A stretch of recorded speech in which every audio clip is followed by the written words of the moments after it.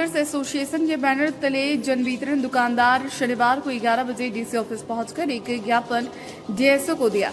इसकी अगुवाई जिला अध्यक्ष राजेश कुमार बंसल कर रहे थे। जिला आपूर्ति पदाधिकारी को दिए गए ज्ञापन में कहा गया कि डीएसडी की मनमानी रोका जाए और जिले के सभी 1945 जन वितरण दुकानदारों को माह के 10 दिनों के अंदर अनाज पहुंचाया जाए ताकि माह भर के अंदर लाभों कार्डधारियों तक अनाज का 100% वितरण किया जा सके। बताया गया कि पिछले अप्रैल माह में जिले के बहुत से जन वितरण विक्रेताओं को माह के अंत में राशन दिया गया था, जो कई डीलर को अनाज दिया ही नहीं गया था, जिसके कारण राशन वितरण करने में समस्या उत्पन्न हुई थी। इस बाबत डीएसओ गुलाम समदानी ने कहा कि डीलर के द्वारा जो भी मांग किया गया है वह उचित है। कोशिश रहेगी कि 10 माह के 10 दिनों के पहले सभी डीलर तक गोदाम से अनाज पहुंच जाए ताकि उसी महीने में राशन का वितरण सुनिश्चित हो जाए।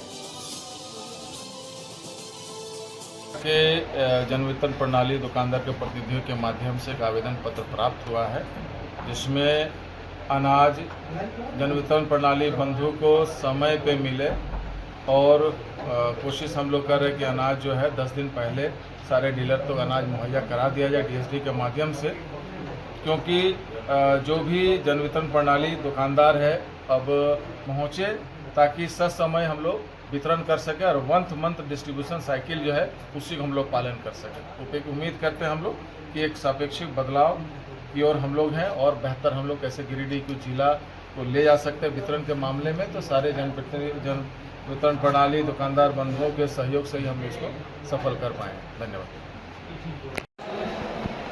डीएसडी का आतंक मचा हुआ है। एक डीएसडी प्रक्रिया के तहत गाड़ी की संख्या देनी होती है।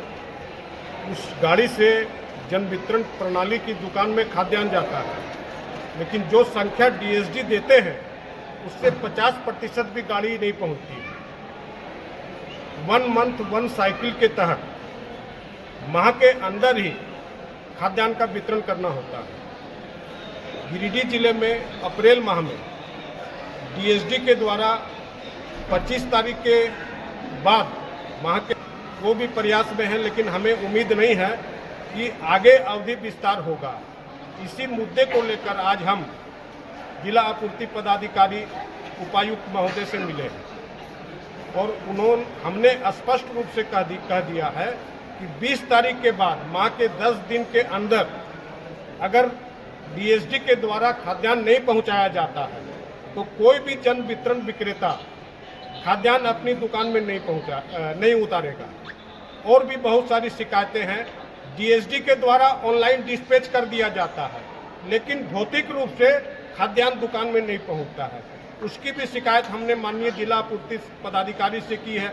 अभी उपायुक्त महोदय ने हमें समय दिया है, उनको भी जाकर के हम सारी बात कहेंगे। और एक कॉपी हमारे सचिव महोदय उमा शंकर सिंह जो खाद्य आपूर्ति विभाग के हैं, उनको भी हम रजिस्ट्री के माध्यम से भेजेंगे। धन्यवाद। आज गिरिडीह जिले के हमारे सभी प्रखंड अध्यक्ष उपस्थित हुए हैं। ये पूरे गिरिडीह जिला की समस्या है। गिरिडीह में वर्षों से विश्वसनीय स्वास्थ्य सेवा का दूसरा नाम है नवजीवन नर्सिंग होम, जहां 24 घंटे आईसीयू, आपातकालीन सेवा की सुविधा तथा अनुभवी डॉक्टर द्वारा मरीजों का सफल इलाज किया जाता है। इसके अलावे सिपा का आईसीयू चेन्नई से संचालित अत्याधुनिक उपकरणों की सुविधा, आधुनिक इंटरलॉकिंग पद्धति द्वारा टूटी हुई हड्डियों का बेहद कम दर्द व कम खर्च में सफलता पूर्वक इलाज किया जाता है। इस हॉस्पिटल में सभी तरह के ऑपरेशन, स्त्री एवं शिशु समस्या का निदान, जनरल मेडिसिन की व्यवस्था, दंत चिकित्सा सेवा, सभी प्रकार के विशेषज्ञ जैसे जोड़ प्रत्यारोपण सर्जन, हड्डी रोग विशेषज्ञ, स्त्री एवं प्रसव रोग विशेषज्ञ, जनरल फिजिशियन, चर्म रोग विशेषज्ञ, जनरल सर्जन, दंत रोग विशेषज्ञ एवं नाक, कान, गला रोग विशेषज्ञ अपनी सेवा प्रदान करते हैं। यहाँ सिटी स्कैन, डिजिटल एक्सरे एवं पैथोलॉजी की सुविधा भी दी जाती है।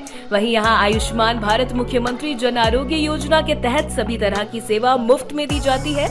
आयुष्मान भारत के तहत आपको 5 लाख तक के स्वास्थ्य बीमा का लाभ दिया जाता है। तो अपने स्वास्थ्य से जुड़ी किसी भी समस्या के निदान हेतु आज ही संपर्क करें।